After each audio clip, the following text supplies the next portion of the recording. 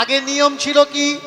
আগে নিয়ম ছিল যদি কেউ গয়া কাশীতে ভ্রমণ করতে যেত তার কিন্তু শ্রাদ্ধ করে রেখে তারপরে যেত। কেন? আমি ফিরবো কিনা কোনো সার্টিফিকেট নেই, এর জন্যে শ্রাদ্ধ করে তারপরে গয়া কাশী যেত, যে আমার শ্রাদ্ধ আমি করে যাচ্ছি। ভালো করে মায়েরা মন দিয়ে শুনবেন, শ্রাদ্ধটা কি? শ্রাদ্ধ মানে মানুষের মুক্তি। ভালো করে কথাটা শুনবেন মন দিয়ে, আমার দিকে তাকাবেন, আমার দিকে। শ্রাদ্ধ মানে কি? শ্রাদ্ধ মানে মরা মানুষের অন্যায় অপরাধ ক্ষমা করে তাকে স্বর্গে পাঠিয়ে দেওয়া। তাহলে যারা গয়া কাশী যাওয়ার আগে শ্রাদ্ধ করে গয়ায় যেত তারা কি স্বর্গে যেত? অনেকে বলে শ্রাদ্ধে নাকি 7 পুরুষ 14 পুরুষের খোলে জল পড়ে, এর জন্য শ্রাদ্ধটা অবশ্যই করার দরকার। শ্রাদ্ধ করলে আপনার পূর্বপুরুষদের খোলে জল পড়বে কিনা জানি না, তবে যারা শ্রাদ্ধ করাতে আসে ওদের 14 পুরুষ বসে খাবে, এটা পাকা ব্যাপার। আপনার 14 পুরুষ জল পাবে কিনা জানি না, তবে ওদের 14 পুরুষ মাল পাবে। এই যে শ্রাবণ মাস, শ্রাবণ মাসে একটা ঠাকুরের পূজা হয়, বলুন তো, মারাত্মক ঠাকুর। প্রত্যেক ঠাকুরকে আমরা বলি যে বাবা আমার দিকে একটু তাকাও, আর ওই ঠাকুরকে আমরা পূজা করি আর ঠাকুরকে বলি বাবা আমার দিকে চেয়েও না। বলুন তো কোন ঠাকুর মায়েরা? হ্যাঁ দেখেছো। এবারে বলুন, বড় ঠাকুরের পার যদি কেউ প্রথম ধরতে চায় কদ দেওয়া লাগে বামনেদের, দেওয়া লাগে তো? প্রথম যে বড় ঠাকুরের পার ধরবে বা একাদশী ধরবে ওদের কদ দেওয়া লাগবে, হয় একটা গামছা শাড়ি, একটা 5 রকমের 5টা গোটা ফল। আপনি বার করতে, এদিকে দেয় কিনা জানি না, অন্য অন্য সাইডে দেয়, তা নাহলে আমরা বলবো কেন? তোমরা দেওয়া বন্ধ করে দাও, আমরা বলবো না। যতদিন দেবে ততদিন বলবো। লাভ তোমাদের হচ্ছে না, লাভ হচ্ছে কার? তুমি যেটা খাবে, ঠাকুরকে যেটা খাওয়াচ্ছ ওই ফলটা দিচ্ছ কুচে, ছোট ছোট করে কুচ্ছ, কলা চটকে সিন্নি করে নিচ্ছ। আর বামনের যেটা দিচ্ছ ওটা চটকে দাও না গোটা দাও? ওরা জানে কাটা ফল বেশিক্ষণ থাকবে না, কাটাগুলো ঠাকুর আর তোরা খা।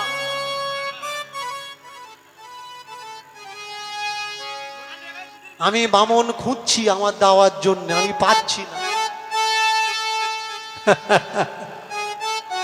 বামন কাকে বলে জানো?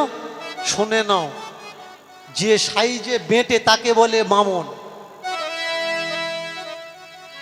যে ব্রাহ্মণ, যে জ্ঞানে গুণে পণ্ডিত তাকে বলা হয় ব্রাহ্মণ। বাবান সংস্কৃতি, খোঁচা মারলো বলে বলছি, না হলে বলতাম না। শুনে নাও, এই বলছো না এটা মুচিপাড়া, ওটা কাওড়াপাড়া, ওটা বাগদিপাড়া, ওটা বামনপাড়া। বামনপাড়া বলে কোনো পাড়া হয় না, এটা আমি আপনি আমরা বানিয়েছি। জাত বলে পৃথিবীতে কিছু নেই, কর্মই শ্রেষ্ঠ। আমার পুরাকালের ভারতবর্ষে কর্ম শ্রেষ্ঠ ছিল, জাত ছিল না।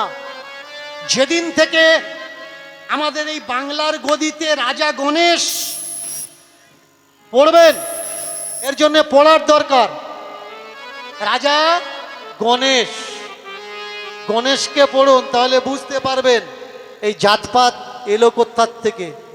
সেন বংশ পড়ুন, লক্ষণ সেন, বল্লাল সেন পড়ুন, তারপরে বুঝতে পারবেন এই জাত প্রথা এলো কোত্থেকে।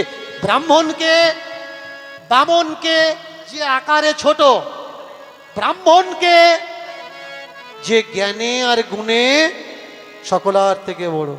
শুনবেন কে ব্রাহ্মণ? রাবণ। এই অনন্ত কোটি বিশ্ব ব্রহ্মাণ্ডে রাবণের মতো ব্রাহ্মণ কেউ ছিল না।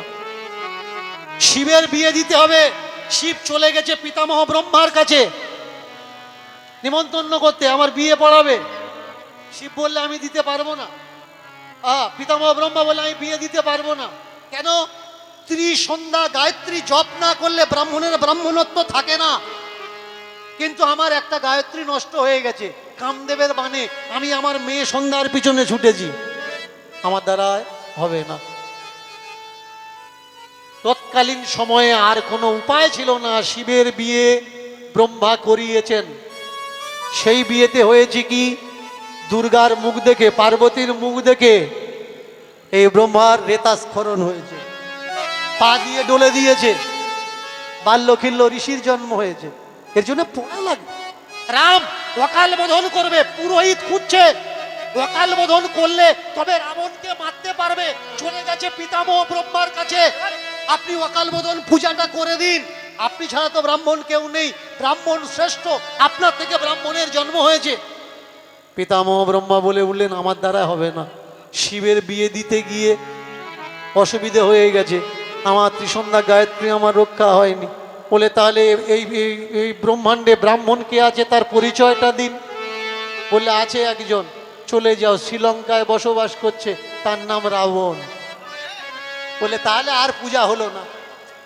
ভালো করে মন দিয়ে শুনবেন, তাহলে আমার অকাল বোধন করার হলো না।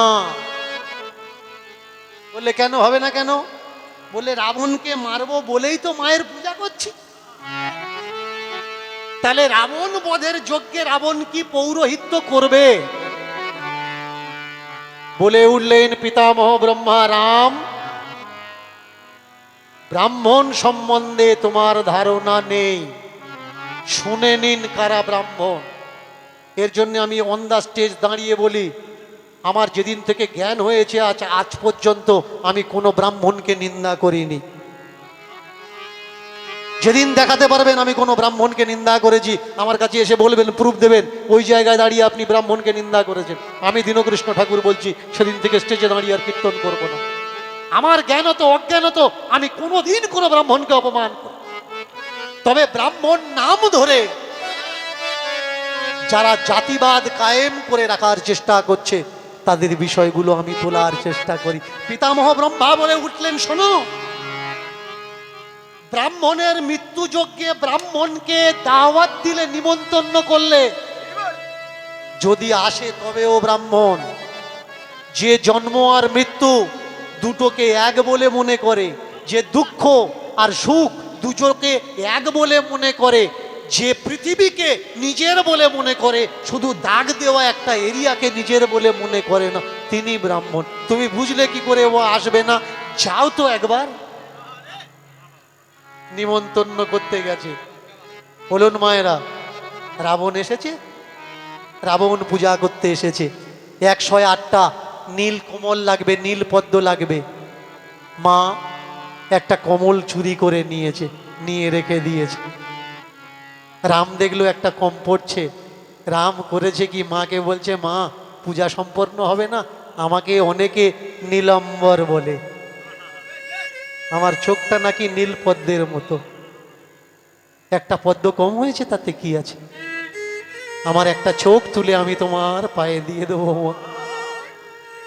পুরো রামায়ণে দেখাতে পারবেন রাবণের মতো ধার্মিক আর কেউ আছে কিনা? শুধুমাত্র সীতাকে উঠিয়ে নিয়েছে, এইটুকু তার অপরাধ, এছাড়া তার আর কোনো অপরাধ ছিল না। কে ব্রাহ্মণ? সে ব্রাহ্মণ। নিমন্ত্রণ করতে আসলে যে উঁচু নিচু দেখে না, যে রপা করে না, কত দিবি বল তবে যাব, ব্যবস্থাপনা কি বল তবে যাব, এ ব্রাহ্মণ নয়। ব্রাহ্মণ সে যে মৃত্যু আর জীবনকে এক বলে মনে করে, বিষ আর অমৃতকে এক বলে মনে করে, তিনি হলেন ব্রাহ্মণ। এই কীর্তন হচ্ছে, ভালো করে মন দিয়ে শুনবেন। সাধ্য মানে কিচ্ছু নয়, ধোকাদারি বিজনেস। সাধ্যে কিচ্ছু হয় না, তোমার হোক বা না হোক, যে যারা সাধ্য করায়, করাতে আসে, এদের কিন্তু হয়। বলুন তো, অনেকে বলে জ্যান্ত মানুষের নামে সাধ্য করে দিলে সে নাকি মরে যায়। তাহলে জ্যান্ত মানুষের নামে সাধ্য করে দিলে সে যদি মরে যায়, এক জাতের মেয়ে আর এক জাতের ছেলের সঙ্গে পালালে, বাবা মার অবাধ্য হলে বাবা মা তাকে কি করে? তেজ্য পুত্র করে দেয়। মেয়ে চলে গেছে, মেয়ের নামে শ্রাদ্ধ করে দেবো। বলো তো দেখি, মেয়ের নামে যদি শ্রাদ্ধ করে দেয়, ওই মেয়ে মরে না বাঁচে?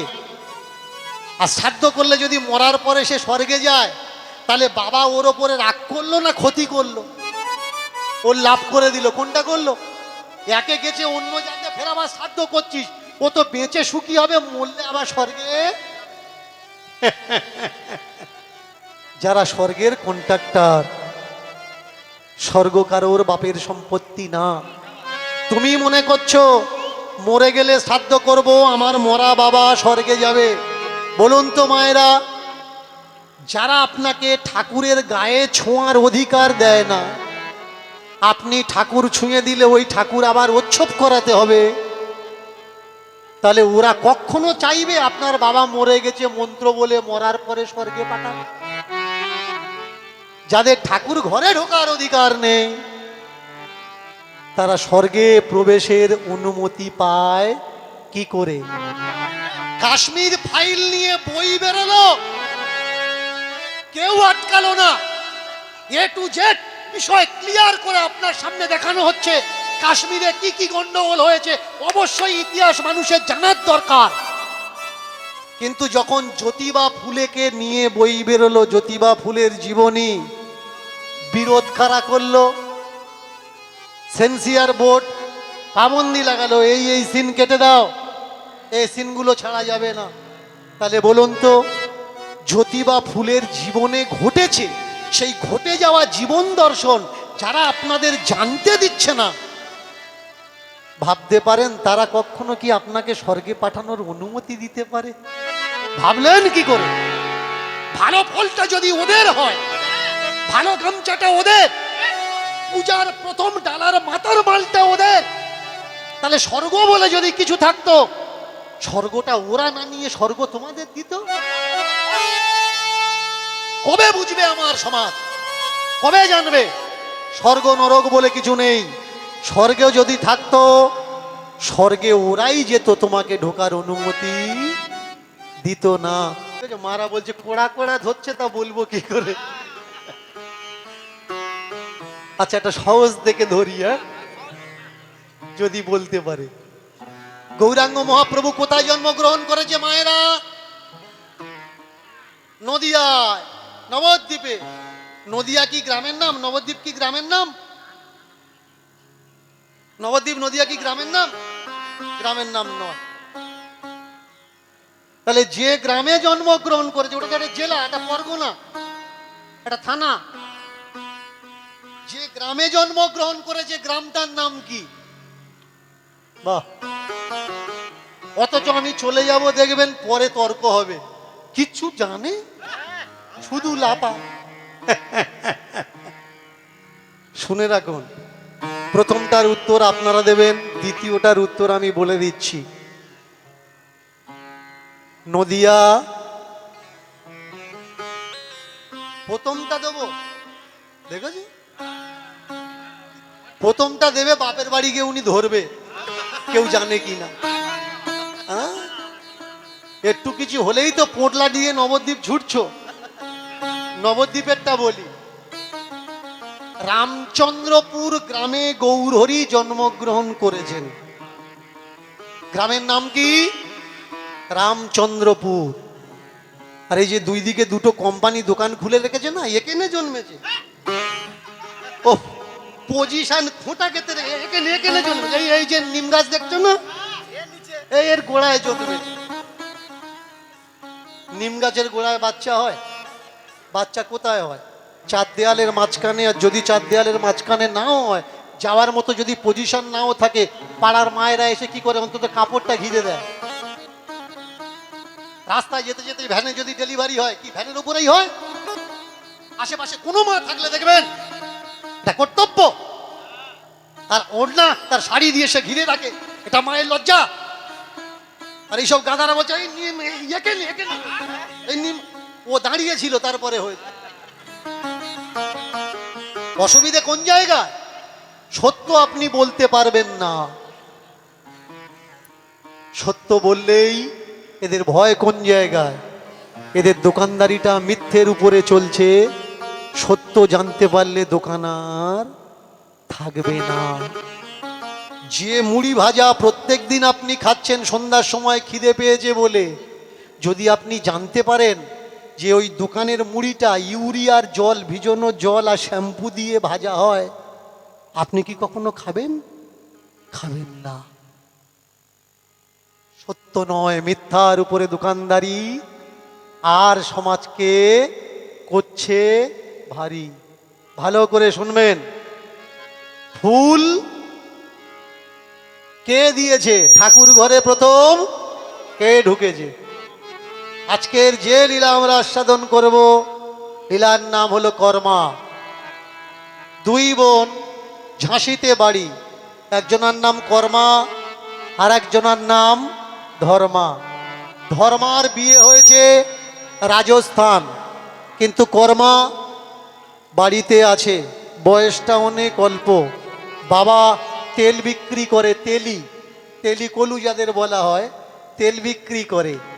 এখন বাবার অনেক ইচ্ছা তীর্থ ভ্রমণ করবে। আমি বলবো আপনারা প্রত্যেকে তীর্থে বেড়াতে যাবেন। তীর্থে বেড়াতে গেলে কি হবে? আপনার চিন্তা বুদ্ধি মাথার থেকে নামবে, দুশ্চিন্তা নামবে। একটু ঘুরলেন, হাওয়া পরিবর্তন হলো। ঠাকুর পাওয়ার জন্য তীর্থে যাবেন না।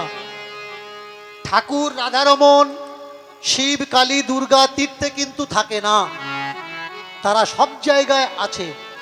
কোন জায়গায় তারা নেই? যেখানে হাওয়া আছে সেখানে তারা আছে, যেখানে হাওয়া আলো বাতাস নেই সেখানেও তারা আছে। এর জন্য তাদের খোঁজার জন্য তীর্থে যাওয়া লাগবে না। তীর্থে যদি যান, বেড়াতে যাবেন, আর তীর্থে বেড়াতে যাবেন, কখনো ওই ছোট ছোট ড্যাম কিনে তীর্থের জল বয়ে নিয়ে আসবেন না। আপনার মতো লাখো মানুষ ওই জলে স্নান করছে, আর যে জলে যত মানুষ নামে সেই জল কিন্তু অতটা নোংরাই হয়, পরিষ্কার হয় না। আমাদের দেশে টিউবওয়েল ছিল না, আমরা মনে করেছি নদীর চলমান স্রোতই গঙ্গার জল, তাই চলমান স্রোত ধরে আমরা বাড়িতে এনেছি গঙ্গা মনে করে। এখন মাটির নিচের জল আমরা তুলছি একেবারে ফিল্টার আর পরিষ্কার। ও গঙ্গার থেকে এ গঙ্গাটা আরো ভালো, গ্রহণযোগ্য। সিন্নি করছেন বাড়িতে, ওই জল দেওয়ার দরকার নেই, কলের জল দিন। ঠাকুর পূজা করছেন, হাতে গঙ্গা জল নিয়ে আচমন করছেন, ওম নমঃ শ্রী বিষ্ণু, নমঃ শ্রী বিষ্ণু, নমঃ শ্রী বিষ্ণু। আপনি খুঁজছেন, ও বৌমা ওই গঙ্গা জলটা মনে রাখা ছিল, দিত। ড্যামের ভিতরে শ্যাওলা পড়ে গেছে, কালো হয়ে আছে, ঢেলে নিয়ে আপনি মুখে নমঃ শ্রী বিষ্ণু। ওরে ভাই, ও মুখশুদ্ধি হচ্ছে না, তো শরীরকে তুই নোংরা করছিস। পরিষ্কার জল নে। মুখশুদ্ধির মানে কি? মুখকে প্রক্ষালন করা, মুখ ধোয়া, মুখকে পবিত্র করা, মুখশুদ্ধি করা। এই মুখে যদি নোংরা জল দিই, মুখ শুদ্ধি হবে? মুখ তো অপবিত্র হয়ে গেল। এর জন্য পরিষ্কার জল দেওয়ার দরকার। তীর্থে অবশ্যই যাবেন। এই কর্মার বাবা স্থির করেছে আমি তীর্থে যাব, কিন্তু হায়, মেয়েটা তার ছোট। মেয়েকে বলছে, ওমা আমি যদি তীর্থে যাই, আমার খুব আশা, যতদিন আমি না আসছি, না ফিরছি, তুই কি পারবি মা আমার ঠাকুর ঘর দেখরেখ করতে? ছোট মেয়েটা বললে, 6-7 বছরের মেয়ে, ও বাবা তুমি যাও না, আমি তোমার ঠাকুর ঘর দেখবো, তুমি যাও। কি করতে হবে বলো? বাবা বলে উঠলে, সকালবেলা উঠে মুখ প্রক্ষালনের জলের গ্লাসটা দিবি, তারপরে স্নান সেরে ঠাকুর ঘর পরিষ্কার করে নিবি, ভালো জামা কাপড় পরে ঠাকুরের জন্য খাবার বানিয়ে রাখবি, নিজে খাবার আগে ঠাকুরকে ধরে দিবি, ঠাকুরের খাওয়া হলে তারপরে ওই প্রসাদ মহাপ্রসাদ হবে, তুই পেয়ে নিবি। বলমা পারবি? 7 বছরের মেয়েটা বলে উঠলে, বাবা কথা দিলাম, কথা দিলাম, কথা দিলাম আমি, কথা দিলাম, কথা দিলাম, কথা দিলাম আমি, কথা দিলাম, কথা দিলাম, কথা দিলাম আমি, আমি কথা দিলাম, কথা দিলাম, কথা দিলাম আমি, কথা দিলাম, কথা দিলাম, কথা দিলাম আমি। সামলাবো ঠাকুর ঘর, তীর্থে যাও তুমি মাগো, সামলাবো ঠাকুর ঘর, তীর্থে যাও তুমি মাগো, সামলাবো ঠাকুর ঘর, তীর্থে যাও তুমি মা, সামলাবো ঠাকুর ঘর, তীর্থে যাও তুমি। ওমা কর্মা, ওমা কর্মা,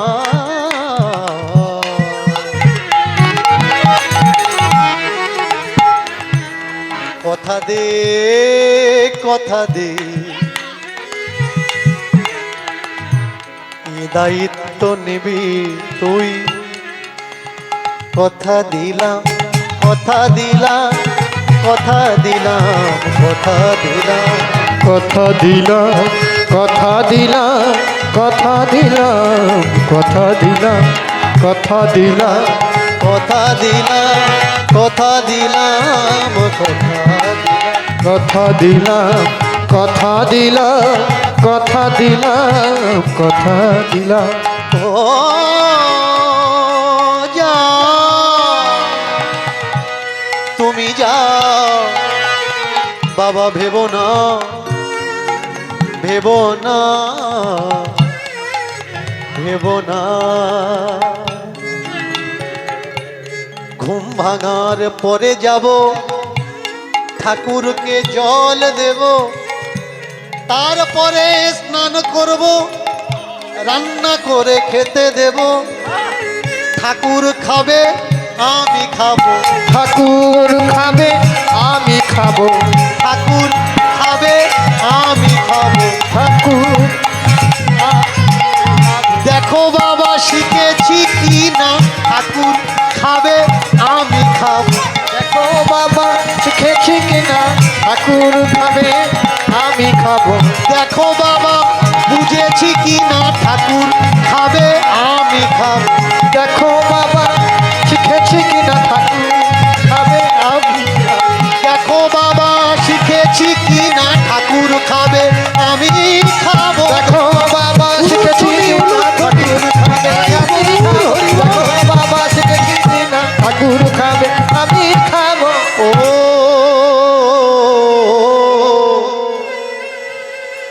ও বাবা গো,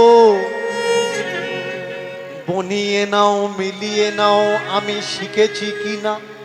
বাবা প্রথমে ঘুম থেকে উঠবো, এক গ্লাস জল ঠাকুর ঘরে দেবো, তারপরে স্নান করব, স্নান করে গিয়ে ঠাকুর ঘর পরিষ্কার করব, ভালো জামা কাপড় পরে রান্না করব, যা রান্না হবে, যা জোগাড় হবে নিয়ে গিয়ে আমি ঠাকুর ঘরে দিয়ে দেবো, ঠাকুর খাবে, তারপরে আমি খাবো, এই তো আমি দায়িত্ব নিচ্ছি, তুমি যাও তীর্থধামে চলে যাও। ব্যাস বাবা করেছে কি, পরের দিন একেবারে ঝোলা পটলি গুছিয়ে নিয়ে চলে গেল কোথায়, তীর্থধামে। পরের দিন সকালবেলায় বাবা পোটলা গুছিয়ে নিয়েছে, চলেছে তীর্থের দিকে। তীর্থ করতে গেলে তো শ্রাদ্ধ করতে হয়, গ্রামের লোকেরা বলছে এই শ্রাদ্ধ করেছিস তীর্থে যাচ্ছিস, বললে কেন আমি কি মরে গেছি নাকি শ্রাদ্ধ করব, বললে নিয়ম জানিস না, বললে নিয়ম আমি জানি কিন্তু নিয়ম তোমরা জানো না।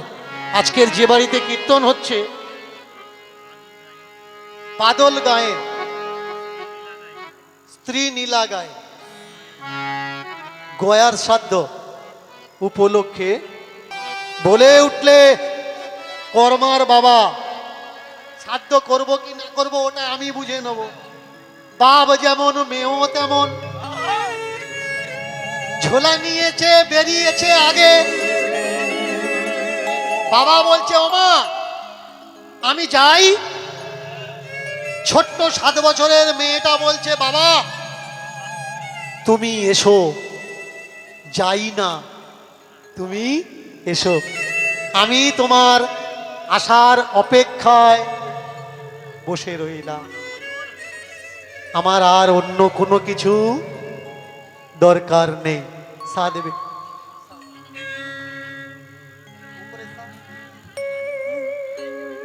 ঠাকুর ঘরে ঢুকেছে, জল দিচ্ছে, আর ঠাকুরকে বলছে, আধারে যদি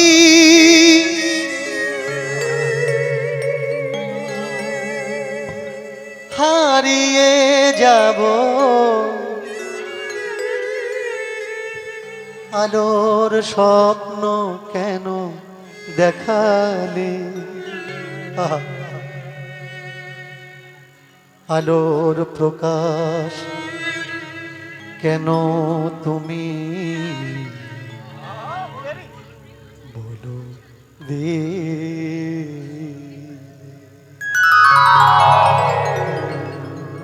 আধারে যদি হারিয়ে যাব, আলোর স্বপ্ন কেন দেখালে? সবই তো জানো, সবই তো বোঝো, কেন বলো রেখে দিলে আড়ালে? আধারে যদি হারিয়ে যাব, আলোর স্বপ্ন কেন দেখালে? সবই তো জানো, সবই তো বোঝো,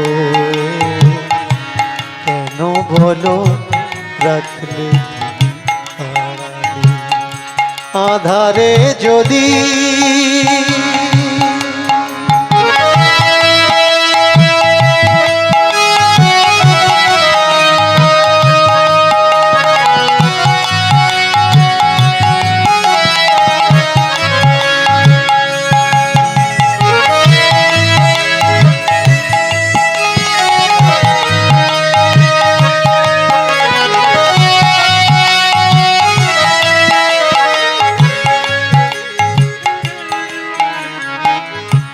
এ ফুল হবে যদি কাগজের ফুল, এ বিনার তার সব যেন ভুল।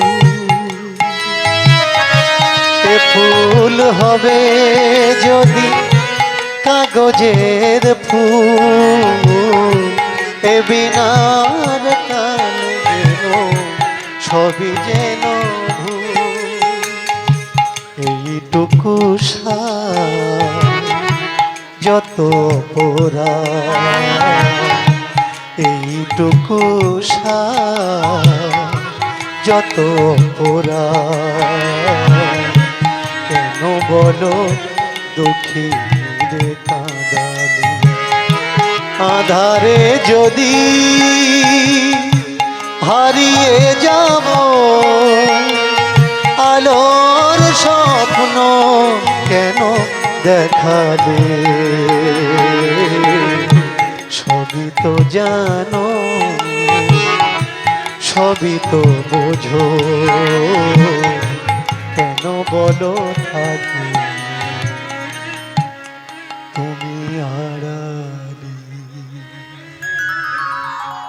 সকালে উঠে জল দিয়ে দিয়েছে, স্নান করে এসেছে, মন্দির ঝাঁটপাট দিয়েছে, চাল দিয়েছে হাঁড়িতে, ডাল দিয়েছে, তেল দিয়েছে, মরিচ মশলা দিয়েছে, জল দিয়েছে, ফুটিয়েছে। হাঁড়িতে সব কিছু দিয়ে জল দিয়ে ফোটালে যে খাবারটা তৈরি হয়, মায়ের এই খাবারের নাম কি? খিচুড়ি। জীবনের প্রথম 7 বছরের মেয়ে রান্না করেছে, কৃষ্ণ গোপালকে ধরে দিয়েছে, দিয়ে বলছে রাধা রমন তুমি খাও। বাবা বলেছে তুমি খেলে তারপরে আমি খাবো। তুমি খাও। আহ, কৃষ্ণ গোপাল, নাও তুমি খেয়ে নাও। ওই ছোট্ট মেয়েটা তো জানে না যে পাথরের মূর্তি খায় না, প্রসাদ উৎসর্গ করতে হয়, করে নিজেরা পেতে হয়। কিন্তু বাবা বলেছে, তাই মেয়ে বলছে কৃষ্ণ গোপাল তুমি খাও। আমি আচার জানি না, নিয়ম জানি না, বিধি জানি না, বিধান জানি না, মন্ত্র জানি না, উপাচার জানি না, কিচ্ছু জানি না, শুধু রেঁধে দিয়েছি ঠাকুর তুমি খাও। সকাল সকাল থেকে দুপুর, দুপুর থেকে বিকাল সূর্য পাটে বসছে। 7 বছরের মেয়েটা এমন করে না খেয়ে তো এর আগে কোনোদিন থাকেনি, এই জীবনের প্রথম। বাবা বলেছে কৃষ্ণগোপাল খাবে, তারপরে তুমি খাবে। ও গোপাল খাও। আমার কি কোনো নিয়ম? ও, যেমন করে বাবাজিরা কারোর সামনে খায় না, আমি কিরকম বোকা দেখো। তোমারও লজ্জা করে খেতে। কে কার সামনে খায় বলো? এই নাও, আমার গায়ের ওড়নাটা আমি তোমার সামনে আড়াল করে ধরলাম, এবার তুমি খাও। বৈকুণ্ঠপতি ঠাকুরজি আর থাকতে পারলেন না, অচল সচল হয়ে গেল। পাথর রক্ত মাংসের রূপ ধারণ করল। রূপ ধারণ করে আঁচলের আড়ালে বসে আর খেতে আরম্ভ করেছে। আঁচলটার আড়াল থেকে তাকিয়ে দেখল পাথরটা মানুষ হয়ে ছোট্ট ছোট্ট হাত দিয়ে খাচ্ছে। তাড়াতাড়ি করে আঁচলটা নামিয়ে বলে, এই একা খেলে হবে, সবটা তো তোকে দিয়েছি, আমার জন্য রাখ। প্রেম সে একা খাবি, আমাকে খেতে দিবি? ও তুই খাসনি? না রে, আমি খাইনি, আমার জন্যেও দে। দাঁড়া দাঁড়া, হাত যখন আমি এঁটো করেছি, তাহলে তোর আর হাত এঁটো করা লাগবে না। এই এঁটো হাতে আমিও খাই, তুইও খা। আর রমন, এমন ভাব, এমন প্রেম, কত যজ্ঞ, কত উপাচার করে দেখা তো দূরের কথা, তোমাকে তারা পায় না। আর ছোট্ট একটা 7 বছরের মেয়ে খিচুড়ি রান্না করে দিল, আর সেই খিচুড়ি তুমি নিজে হাতে খাচ্ছ। পদকর্তার ভাবের দাঁড়িয়ে, বিপক্ষে দাঁড়িয়ে ভগবান বললেন, আভক্ষ, আমি খাই না। নিদ্রা, আমার ঘুম পায় না, আমি ঘুমাই না। সুখ, কষ্ট, জন্ম, আমার জন্ম হয় না। না মৃত্যু চ না জন্ম, আমি জন্মাইও না, আমি মৃত্যু আমার হয় না। কিন্তু কেউ যদি ভালোবেসে আমাকে ডাকে, আমি সব কিছু উপেক্ষা করি, আমার ভক্তের ভালোবাসাকে আমি উপেক্ষা করি। মন্ত্র লাগবে না। মায়েরা ভালো করে শুনুন, আজকের এই মাটিতে দাঁড়িয়ে কর্মার লীলা আমি আপনাদের আস্বাদন কেন করাচ্ছি? যারা মনে করেন গলায় গাবা গাবা মালা রেখে দিলে ভগবান আপনার হাতে খাবে, খাবে না। ভগবান যদি গলায় মালা থাকে, তাদের হাতে যদি ভগবান খায়, বলুন তো রাধারানীর গলায় কিসের মালা ছিল? মা যশোমতীর গলায় কিসের মালা ছিল? তবুও রাধারানীর হাতে খেয়েছে, যশোদার হাতে খেয়েছে। কেন খেয়েছে? মালা না থাকলেও তার ভিতরে প্রেম ছিল, ভালোবাসা ছিল। এই লীলা শোনানোর উদ্দেশ্য একটাই, ঠাকুর ঠাকুরকে ভালোবাসতে শিখুন। তিনি কিচ্ছু চায় না, তিনি শুধু চায় তুমি কতটা তোমায় ভালোবাসো। যারা লোভী হয় তারা ভগবানের কাছে শুধু রফা করে, আমি এই দিচ্ছি আমাকে এই দাও, আমি এই দিচ্ছি আমাকে এই দাও, আমি এই দিচ্ছি আমাকে এই দাও। কিন্তু যে ভগবানকে ভালোবাসে, ভগবানকে যে ইয়াদ করে মনে করে, ভগবানকে সে বলে ঠাকুর এখন আমি তোমায় ডাকছি, ঠাকুর তুমি আসছো না, আসার দরকার নেই, তুমি থাকো তোমার জায়গায় থাকো, তুমি আসছো না এত ডাকছি এতে আমি কষ্ট পাচ্ছি না ঠাকুর, তুমি এসো না। কিন্তু যেদিন এই দেহ ছেড়ে, এই সংসার ছেড়ে, এই মায়ার কায়া ছেড়ে আমি চলে যাব ঠাকুর, সেদিন যদি আমি নাও ডাকতে পারি, তোমাকে যদি ভুলে যাই, তুমি যেন আমার ভুলো না, তুমি যেন আমায় ভুলো। সেদিন যদি আমার জীব রুষ্ট হয়ে যায়, অবশ হয়ে যায় সারা শরীর, ক্ষমতা যদি নাও থাকে তোমার ডাকার, হে রাধারমণ হে গুণ সিন্ধু, আমি না ডাকলেও সেদিন তুমি আমার কাছে আসবে, আর তোমার চিদানন্দ ঘন প্রেম মূরতি মোহন রূপ দেখে এই জগৎ থেকে ঠাকুর আমি ওই জগতে প্রবেশ করব। আর কিচ্ছু চাই, আর কিচ্ছু চাই। প্রতিদিন ঠাকুরজিকে খাওয়ায়, ঠাকুরজির সঙ্গে লীলা চলে, আর ঠাকুর ঘরে দিয়ে যখন দেখে গোপাল নেই, খিচুড়ি নিয়ে দাঁড়ায়, গোপালকে বলে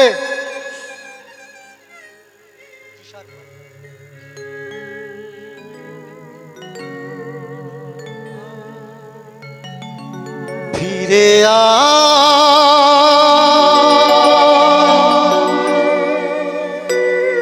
ফিরে আ, ফিরে আ। মায়েরা, আজকের কয়েকজন ভক্তের অনুরোধে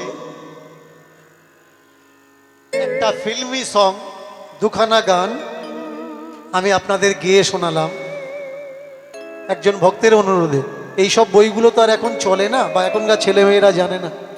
বইয়ের নাম হচ্ছে অনন্যা। আগের গানটাও এ গানটাও। কে বলেছে যে ঠাকুরের গান ঠাকুরের জন্যে গাওয়া যায় না, ফিল্মের গান কীর্তনে চলে না?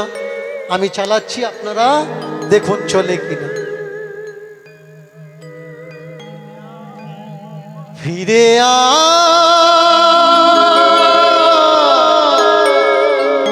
ফিরে আ, ফিরে আয় গোপাল ননি ছোরা, যশোদা মা ডেকে ডেকে সারা, লুকালি কোথায়, লুকালি কোথায় ওরে ও নয়ন মনে, ঘরে ফিরে আয়, ফিরে আয় গোপাল ননি চোরা, যশোদা মা ডেকে ডেকে সারা, লুকালি কোথায়, লুকালি কোথায় ওরে ও নয়ন মনে, ঘরে ফিরে আয়, ফিরে আয় গোপাল ননি চোর।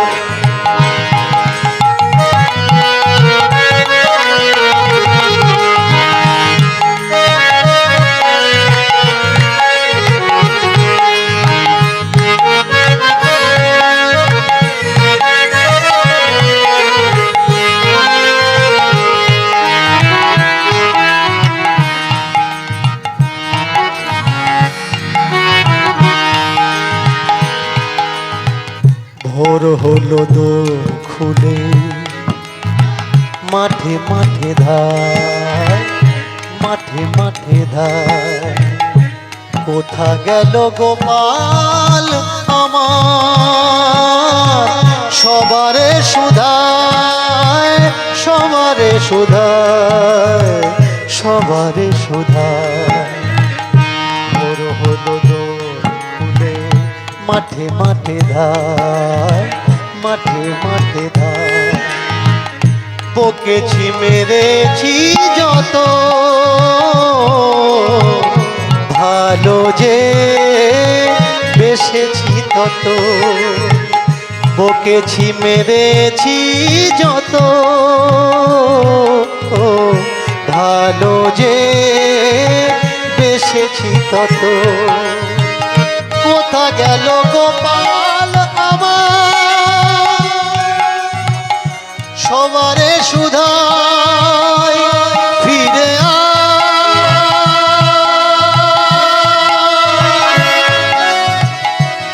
ফিরে ফিরে আয় গোপাল নদী ঝোরা। যশোদা মা ডেকে ডেকে সারা, লুকালি কোথায়, লুকালি কোথায় ওরে ও নয়ন। ঘরে ফিরে আয়, ঘরে ফিরে আয়, ঘরে ফিরে আয় ও গোপাল,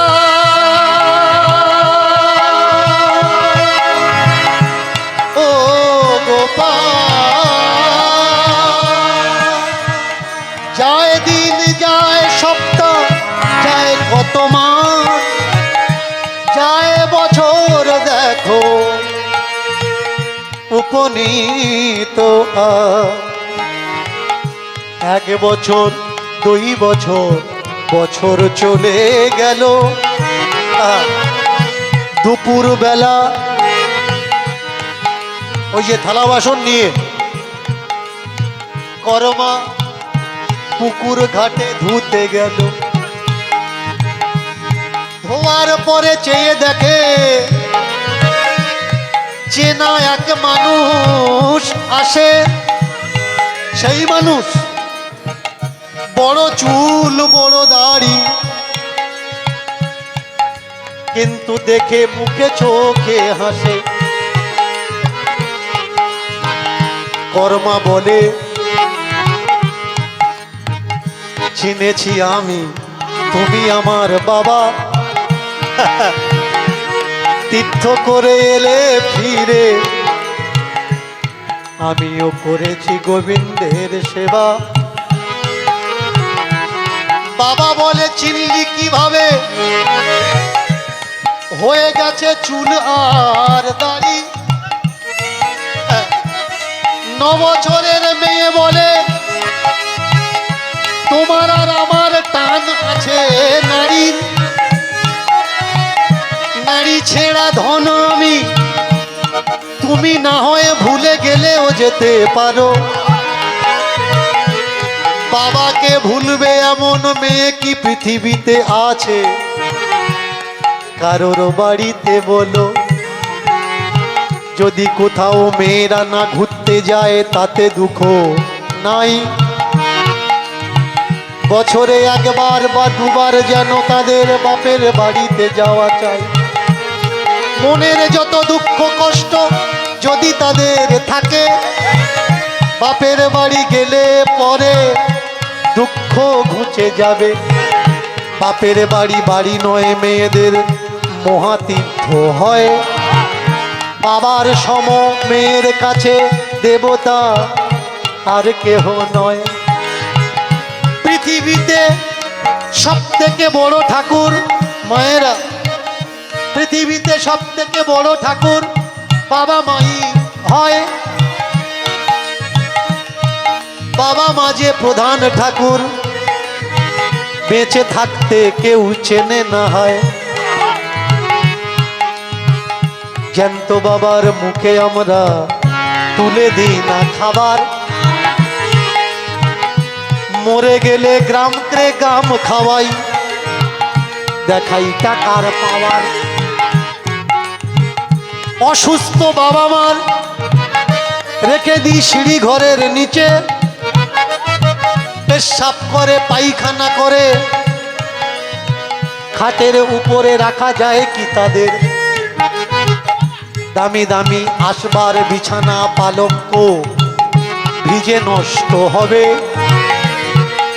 তাই তো বৃদ্ধ বাবা মা হয়ে গেলে পরনে নাইটি আর ছেঁড়া কাপড় জুটবে। এদিকে হয়তো হয় না, অন্য অন্য সাইটে হয়। বয়স হয়ে গেছে, কাপড় পরিয়ে দিলে পেশাব করবে, দে নাতনির নাইটি ছেঁড়াটা আছে পরিয়ে দে মুতু।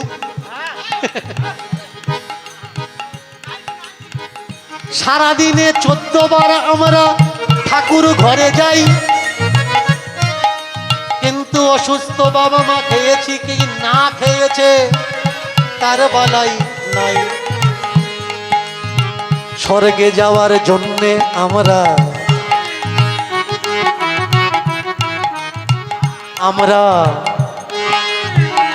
চৈতন্য মালা ধারণ করি, গুরুদেবের পায়ে ষষ্ঠাঙ্গে শুয়ে প্রণাম করি।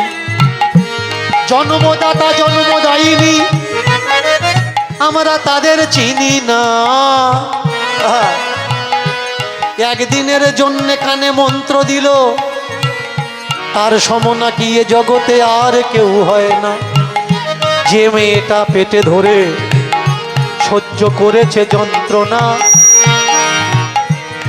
ও মা নাকি মা নয়, ও কৃষ্ণ উপাসনা করে না। গুরুদেব বাড়িতে আসলে 14 রকমের খাবার বালাই সাজাই। বাবা মা বেঁচে থাকতে বলো, একদিন আমরা কে ভালো করে তাদের খাওয়াই। রাশিকৃত জোগাড় করে তুলে দিই ঠাকুর ঘরে। জ্যান্ত ঠাকুর খেতে চায় বাবা মা, কে খেতে দেয় বলো তার তরে? ছোট্ট মেয়ে বলে বাবা কেন চিনব না, নারী ছেড়া ধন আমি তোমায় ভুলবো না। গরুর কাছে বাছুর যেমন ছেড়ে দিলে হায়, গায়ের গন্ধ শিখে গাভী মাতা বাচ্চা চিনে নেয়। গরুর বাছুর সব একরকম দেখতে, ছেড়ে দাও, কাশুকে গাই বলে দেবে কোনটা তার বাছুর। তেমনি করে বাবা মায়ের গায়ে একটা গন্ধ আছে, শুনবেন মায়েরা, এটা হচ্ছে প্রেম ভালোবাসার গন্ধ। যে স্ত্রী তার স্বামীকে ভালোবাসে, লাখ জামা কাপড় ফেলে দিন, স্বামীর জামা কাপড় সে হাতে ধরলে বলে দেবে এটা আমার স্বামীর জামা কাপড়। ভালোবাসারও একটা মিষ্টি গন্ধ গায়ে গায়ে ভাসে। দাড়ি আছে, চুল আছে, তাতে কি বা হয়, কিন্তু দাড়ির আড়ালেও তো আমার বাবা আছে, তাকে কি কখনো ভোলা যায়?